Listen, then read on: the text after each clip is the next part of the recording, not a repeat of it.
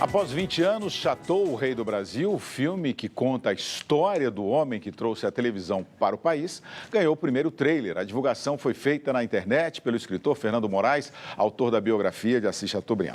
A repórter Luísa Moraes conversou com o escritor e tem mais informações.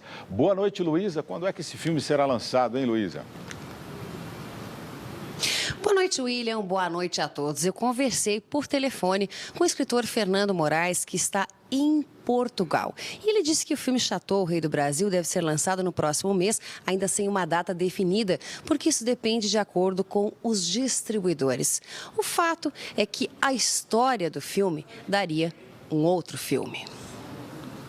O Rei do Brasil, o papel do jornalista e dono do grupo Diários Associados, Assis Chateaubriand, ficou para Marco Rica. Então agora eu quero ver se a cobra vai ou não vai fumar. Estás ameaçando o presidente da República? Também estão no elenco Paulo Betti, André Beltrão, Leandra Leal e Gabriel Braga Nunes. O longa foi classificado para maiores de 14 anos. 5 minutos é tudo que eu preciso. O autor da biografia que inspirou o longa, Fernando Moraes, divulgou o trailer ontem. Em uma rede social, ele ironizou o fato de não acreditarem na conclusão dos trabalhos. O ator e diretor do filme, Guilherme Fontes, começou a captar recursos para produzir o longa na década de 1990, através da Lei Rouanet.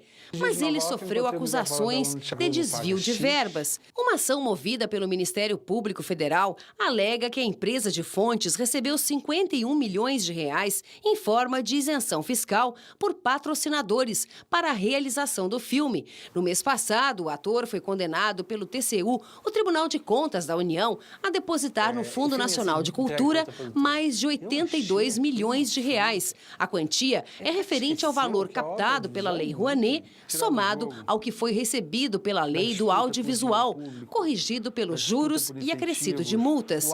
Fontes ainda foi condenado a devolver 2,5 milhões de reais à Petrobras, uma das patrocinadoras do filme, e recebeu a pena de 3 anos de prisão, convertida em doação de cestas básicas e serviço comunitário. Em todos os casos, o ator recorreu na justiça.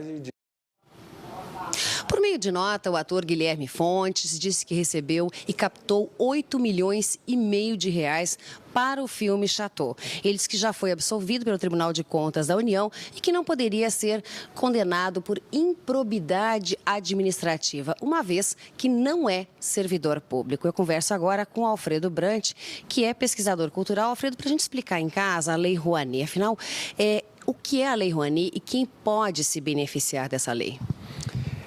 Olha, a Lei Rouanet é um mecanismo que faz uma triangulação entre o Estado, a produção cultural e o empresário, de forma que o empresário ele abate parte do seu imposto de renda para investir em um projeto aprovado pelo Estado e regulado pelo Estado. O problema aí é que é o ovo de Colombo, né? Porque você consegue usar recursos públicos, na verdade, antes dele entrar no cofre público. Então, você tem essa natureza dessa finalidade pública, mas, na verdade, é um recurso privado que está na mão do privado tomar a decisão, embora seja regulado pelo público. O que acontece aí no meio é que o Estado resolveu usar a Lei Rouanet. E ele é o grande usuário da Lei Rouanet, porque tem pouco dinheiro para patrocinar a cultura e acaba se valendo de alguns subterfúgios para fugir do preceito legal e acaba não conseguindo regular o próprio mercado, o próprio objeto que ele utiliza, né? Na realidade, a Lei Rouanet, o governo abre a mão de receber impostos da iniciativa privada, que por sua vez aplica, então, nessa produção cultural. Agora, os mecanismos para controlar e evitar situações sobre as quais pesam acusações contra o ator Guilherme Fontes, né, que se defende alegando que não, mas, de fato, os mecanismos para controlar a boa aplicação desses recursos, eles são eficientes?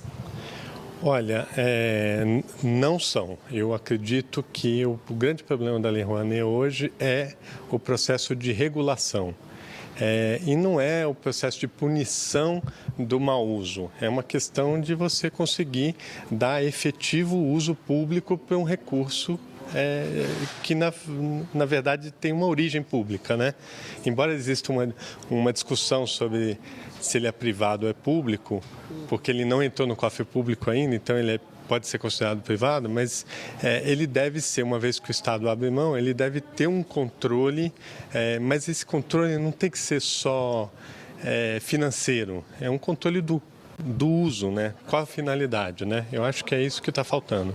Obrigada, Leonardo. Ainda mais no momento que se fala em ajuste fiscal, em aumento de arrecadação de impostos e novos tributos, não é isso, William?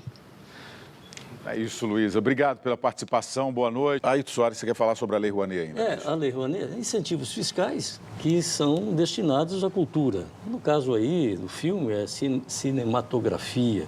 Então, tem que prestar contas. A Receita Federal fiscaliza isso. Se houver corrupção nessa prática, há punição para isso. Se é improbidade administrativa, tem que haver funcionário público envolvido. E se o funcionário público não fiscalizou, ele é ímprobo. Então, é assim que funciona. Vila. Lembrar que ele falou 8 milhões, Guilherme Fontes, não atualizado.